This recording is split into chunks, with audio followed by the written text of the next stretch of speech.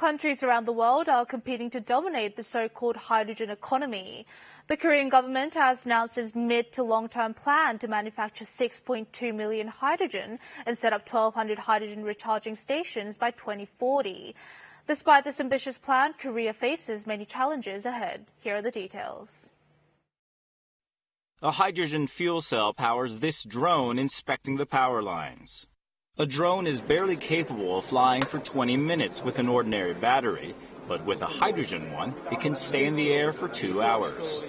미래에는 로봇과 같은 다양한 모빌리티 수단에 쓰일 수 있는 에너지원이고요. 굉장히 고밀도의 에너지원이라는 겁니다. A hydrogen fuel cell produces electricity by combining hydrogen and oxygen.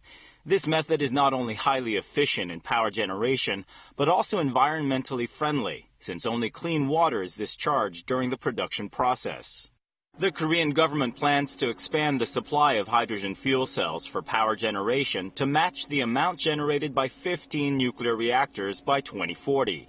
The government projects that hydrogen vehicles and hydrogen batteries will help create 43 trillion won in added value for the hydrogen-related industries and 420,000 new jobs in 2040.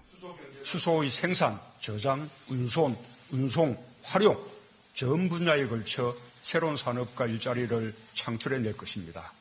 There are, of course, many challenges ahead. The biggest issue is how to boost hydrogen supply. Currently, Korea's annual hydrogen production stands at 130,000 tons, 90% of which are byproducts from the oil refining process. There's a limit to supplying hydrogen this way, and the process can hardly be called environmentally friendly.